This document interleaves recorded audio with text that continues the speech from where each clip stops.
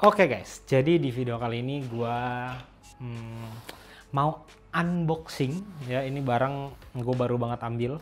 Kebetulan nih gue baru balik beresin kerjaan, udah sore, ya kan. Terus tiba-tiba ternyata ada mamang paket kontak gua. Nah ini paketnya ini dari Autin teman-teman ya. Nih dari Autin tuh. Ini langsung dikirim dari Hong Kong ya. Ini adalah grinder teman-teman. Terus gue sambil ngopi, ini kopinya kebetulan gue lagi ngopi kapal api teman-teman ya, pakein gula dikit ya. Nah di sini ada yang gue mau bahas teman-teman ya. Ini mengenai food vlogger atau food reviewer ya. Nah yang lagi rame belakangan ini soal segala sesuatunya langsung di-up di sosial media. Pertanyaannya itu sebenarnya boleh nggak sih seperti itu gitu ya. Nah ini nanti gue akan sampaikan sesuai dengan POV gue dan sesuai dengan apa yang sudah gue alami. Oke, tapi sambil bongkar dulu ya guys ya. Oke, pertama di sini gue dikirimin Autin Universal Coffee Stand. Nah seperti ini. Satu, terus satu lagi, wah ini dia. Ya tuh lihat tuh barangnya tuh ya. Ini adalah grinder elektrik tapi portable teman-teman ya, namanya Autin Vino tuh ya. Teman-teman lihat bentuknya aja dulu dari luar seperti gini ya tuh ya. Terus di sebelah sini ada keterangan-keterangannya, fitur-fiturnya. Nah tapi ini tidak akan gue review sekarang ya, boleh lah ya dibongkar dulu dikit ya, buat biar teman-teman penasaran aja tipis-tipis. Nah nih ya, lihat aja dulu barangnya tuh. Ih cakep ya. Ini benar-benar mirip sama bentuknya, menurut gue nih mirip sama Autin Nano sih yang buat espresso itu ya. Oke ya, ini taruh dulu aja. Nah, sambil gue mau bahas ke materinya dulu. Oke, jadi sebenarnya boleh atau enggak itu yang tadi ya teman-teman. Nah ini gue coba jelaskan kalau misalkan gue yang ke cafe, ke resto gitu ya, terus gue mendapatkan pelayanan atau sesuatu hal yang tidak sesuai dengan standar lah. Contoh, gue ambil contoh aja, misalnya gue lagi makan, terus di makanannya entah itu mungkin ada plastik atau ada rambut. Biasanya apa yang akan gue lakukan? Yang pertama, gue pasti akan panggil waitersnya atau siapapun itulah. Gue panggil, mas mbak boleh kesini sebentar ya. Setelah itu gue akan ngomong sebisa mungkin sepelan mungkin lah, supaya customer lain itu tidak mendengar. Kenapa seperti itu? Karena kebetulan juga kan gue bergerak di industri yang sama ya. Gue itu tidak mau sampai ada customer gue yang koar-koar, teriak-teriak segala macam, yang itu nanti menyebabkan kenyamanan orang lain itu akan turun ya. Balik lagi, gue biasa akan panggil gitu ya, ini ada rambut atau ini ada plastik. Nah di situ biasanya gue akan coba ngelihat responnya. Rata-rata semuanya pasti akan minta maaf ya, tapi maksud gue adalah yang gue inginkan itu bukan cuma minta maafnya doang ya, karena memang di sini gue sebenarnya sudah punya standar tersendiri. Ketika memang itu ada rambut, ada barang lain lah ya, yang barang asing yang seharusnya tidak ada di makanan, biasanya gue akan pertama minta ganti yang baru, dan yang kedua tetap akan gue bayar. Karena apa? Ya itu gue makan masuk ke perut gue gitu loh, masa gue nggak mau bayar sih, kan konyol ya. Nah kalau memang standar dari restorannya pun atau kafenya pun itu bisa seperti itu, bagus. Kalau tidak bisa, cuma bilang oh ya kak maaf, ya sudah, biasanya gue nggak akan marah-marah, gue nggak akan ngoceh-ngoceh, biasanya gue akan fotoin aja. Oke, habis itu gue nggak akan lanjut makan lagi ya, udah gue akan bayar, cabut. Nah di situ gue biasanya akan mencari tahu ya, gue cari tahu nih, oke ada nomor WhatsAppnya atau email ya, karena gue menganggap gini, WhatsApp atau email itu sudah pasti dipegang atau dihandle sama levelnya yang sudah lebih atas atau yang udah manajemennya lah. Oke, karena terkadang gitu ya, dari manajemen atau dari ownernya atau dari siapapun itu sudah menyampaikan SOP-nya seperti apa ya, tapi kenyataannya di lapangan mungkin staffnya capek segala macam, itu SOP-nya suka kelupaan, suka ke-skip, karena kan SOP biasanya panjang banyak ya. Jadi gue cukup memaklumi itulah. Oke. Nah itu sebenarnya ketika gua itu email atau WhatsApp itu gue pasti sudah menyantumkan atau menyertakan dengan bukti-buktinya dan gue ceritain alurnya seperti apa ya. Sebenarnya sesimpel gue cuma mau oke, lu paham kesalahan lu apa, lu minta maaf, enough, udah. Nah ketika sudah seperti itu, case close, udah beres. Ya mungkin gue bisa datang ke tempat itu lagi, makan, nongkrong segala macam. Ya, tapi kalau misalnya gue mendapatkan balasan yang seakan-akan seperti menyalahkan gue atau menyerang gue, ya biasanya itu gue cukup tahu dan gue tidak akan datang ke tempat itu lagi. Ya, gue hampir tidak pernah dan gue tidak mau untuk posting-posting di sosial media. Nggak mau gue. Ya lebih baik mulut ke mulut aja. Kalau misalnya ada kita lagi nongkrong sama teman-teman, ngobrol ke satu tempat makan, ya kita ngomong aja. Gue pernah mengalami hal ini. Sesimpel itu. Gitu. Ya tapi balik lagi. Ini beda orang, beda apa ya? Beda reaksi juga lah. Ya, teman-teman punya hak kalau misalkan lihat rambut dikit, wah langsung rekam. Wah ada rambut nih di restoran ini. Bebas. Bebas aja. Ya. Tapi yang pasti kalau gue bicara mengenai coffee shop, bar atau kitchen lah ya, bar atau kitchen itu sangat-sangat kompleks teman-teman. Ya, jadi di sini ini tugasnya benar-benar dari owner atau dari konsultan segala macam atau dari manajemen itu benar-benar harus memikirkan hal-hal detail, harus attention to detail banget. Contoh paling simpel gini, ketika ini sependek yang gue tahu ya, sebisa mungkin lo itu entah di bar atau di dapur itu tuh jangan banyak menggunakan barang-barang kecil atau barang-barang yang gampang copot lah atau yang gampang rontok gitu ya. Contoh jangan sampai lo nih kompor di atasnya itu lo masangin kayu apa kecil-kecil, lo pakai kayu yang pakai paku yang kecil-kecil, jangan deh ya, karena itu sangat-sangat berbahaya ya. Kalau sampai lo nggak tahu nih chef lo lagi masak segala macem gitu kan, masaknya seru segala macam, duk pakunya jatuh, wah itu akan panjang ceritanya gitu ya. Jadi itu harus benar-benar diperhatikan.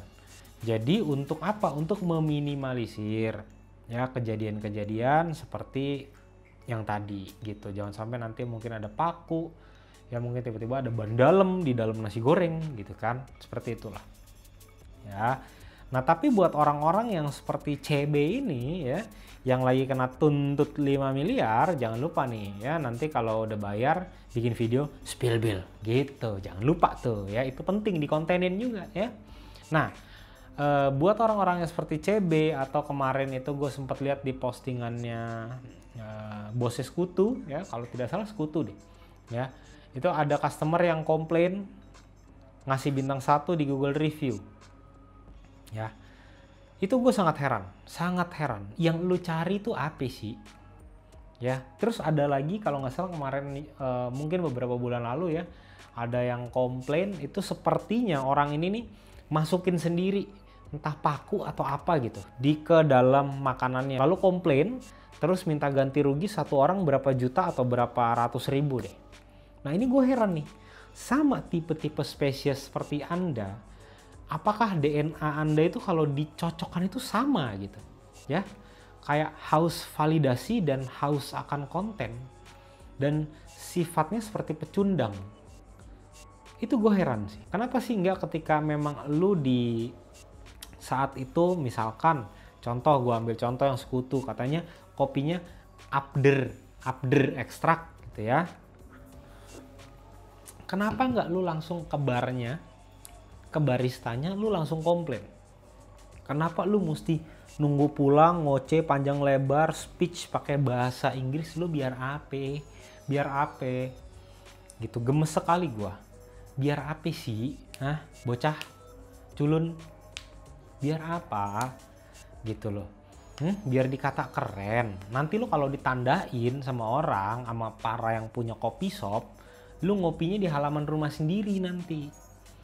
Gitu. Karena jujur ya, gue pribadi gue sangat benci, muak, jijik sama orang-orang yang spesiesnya seperti ini nih. Males banget gue. Oke, terus selanjutnya ngomong masalah food vlogger. Ya, jujur, jujur sekali gue ini tipe orang yang agak tidak percaya dengan semua food vlogger. Kenapa? Karena gini, gue tinggal di daerah barat, oke? Gue juga sering lah lihat makanan, enak ya. Nah, satu tempat makan di-review sama beberapa food vlogger, kelihatannya enak. Gue cobain, Zong bos, Zong. Gue cobain ini, gue GoFood ya, GoFood. Nah mungkin di sini ada yang bilang, iya bang, kalau udah di take away rasanya beda. Gue bisa membedakan mana yang memang rasanya ini berkurang karena di take away, sama yang emang kurang. Gitu. Jadi kesimpulannya, ini yang salah mulut gue atau memang kita berbeda selera nih. Tapi ini bener-bener nggak enak. Menurut gue udah bukannya kurang ini nggak enak gitu loh. Maka dari itu bisa dikatakan lah ya, food vlogger itu yang gue percaya lidahnya ya, apakah mungkin ini seleranya sama atau lidahnya sama, cuma ada dua. Satu almarhum Pak Bondan, satu lagi Koko Iniji.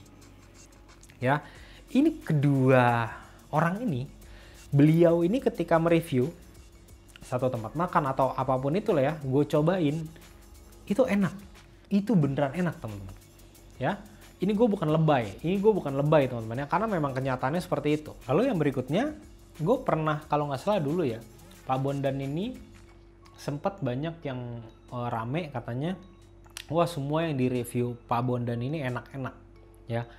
Gue yakin Koko Iniji juga sama nih. Ya pasti pernah mengalami hal yang sama. Dibilang, yang di review enak-enak ya karena bayar sih, karena dibayar sih, karena di endorse sih. Gue juga kena tuh. Belakangan ini mulai rame lagi. Gini teman-teman, ya, gue mau coba kasih pemahaman yang paling simpel ya. Ini dari gue aja, oke? Gue dulu itu pada saat 3 tahun pertama, 3 tahun setelah gue bikin YouTube, itu gue sudah mulai terima endorse. Tapi dulu endorse-nya itu masih barangnya dikasih free ke gue. Ada juga yang bayar. Oke. Itu karena udah gue ngerasain, enak ya dapat barang kopi banyak, enak ya dapat duit endorse lumayan ya. Akhirnya gue tidak filter, gue trimain semua. Gue trimain sampai satu titik gue kena banyak komplain, atau bisa dikatakan kalau sekarang kata orang-orang dihujat lah ya. Katanya barang yang gue review ini jelek-jelek kualitasnya. Padahal kalau gue mau membela diri tuh bisa aja teman-teman. Kenapa? Karena yang pertama, barang yang dimaksudkan sama orang tersebut memang harganya murah. Ya buat teman-teman yang memang tahu kualitas ya udah pasti paham lah. Ada harga, ada kualitas. Oke, itu yang pertama. Yang kedua, gue bisa membela dirinya dari sisi, ya kan gue nge-review cuma 1 kali pakai atau 1 hari doang. Gitu. Ya maka dari itu sekarang kalau teman-teman perhatikan, gue itu hanya kerjasama rutin yang sering banget masuk ke video gue ini cuma beberapa company doang.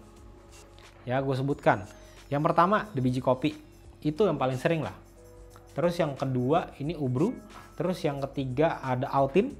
Yang keempat sama kelima ini sama lah ya, ada Di Fluid. Ya itu yang rutin. Nah kenapa seperti itu? Kan pertanyaannya kenapa? Bukan karena gue dibayar lebih mahal, enggak teman-teman. Red card gue mah sama aja. Ya memang mungkin setiap tahun akan ada kenaikan, tergantung lah ya. Nah maka dari itu gue mulai belajar dari pengalaman teman-teman, belajar dari kesalahan lah ya. Ini gue yakin ada beberapa company atau beberapa vendor yang sebel sama gue. Ya sebel kenapa? Karena gue tidak mau disetir lagi. Oke? Gue mau, kalau misalkan prosedurnya nih, orang atau company ini mau gue review barangnya, kirim red card, deal, setuju, lu kirimin barang. Gue cobain dulu 1 minggu, oke, setelah itu nanti gue kasih feedback. Kekurangannya apa, kelebihannya apa. Ini akan gue bicarakan. Oke, atau minimal akan gue sebut tipis-tipis di video. Kalau lu mau, kita gas jalan. Gue akan review, gue akan upload. Tapi kebanyakan dari company-company tersebut tidak mau kekurangan itu disebut. Ya sudah, kalau seperti itu ya gue nggak mau. nggak mau gua gitu. Ya udah, mendingan barangnya gue balikin, lu nggak bayar kok. Enggak, yang penting gue udah tahu barang lu seperti ini, udah gitu ya. Maka dari itu sangat-sangat wajar sekali ketika sekarang semua barang yang masuk ke video gue itu memang ya memang bagus-bagus, karena sebagian juga banyak yang gue pilih sendiri gitu. Berdasarkan apa? Mungkin dari teman-teman viewer di sini banyak yang minta ya, gue udah ngelis tuh, oke ini yang paling banyak gue akan request. Contoh ke The Biji Kopi ya, Mas barang baru nih, banyak yang tanya fitur yang bedanya apa, saya mau review dong gitu. Atau dari The Biji Kopi pun ngomong, Mas nanti kita ada barang baru nih, tolong bantu di review ya, gitu loh. Jadi teman-teman tolong open minded sedikit ya. Jangan menganggap gue ini jualan. Iya memang gue jualan apa? Jualan jasa.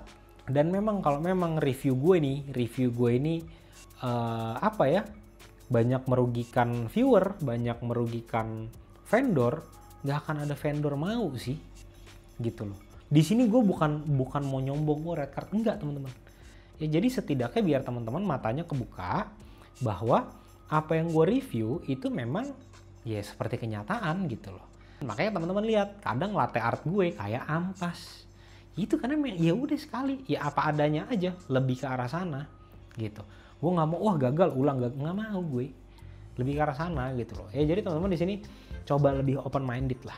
Nah, kayaknya pembahasannya sampai sini aja teman-teman ya. Mungkin di sini teman-teman kalau misalnya punya pengalaman yang sama ya, pernah dapat komplain atau pernah dihujat segala macam, tulis di kolom komentar deh. Ya gimana pengalamannya, terus gimana teman-teman cara menyelesaikannya ya. Terus berikutnya di sini kalau ada spesies yang seperti yang lagi terkena masalah itu ya boleh tulis di kolom komentar lah ya. Bagaimana tips and trick atau visi dan misinya untuk bekerja seperti itu gitu ya, biar yang lain bisa mengenali ciri-ciri orang seperti Anda gitu teman-teman ya. Oke, kalau misalnya nextnya teman-teman punya saran serunya gue bahas video mengenai apa, silahkan tulis di kolom komentar. Oke teman-teman, sampai ketemu di video selanjutnya. Thank you.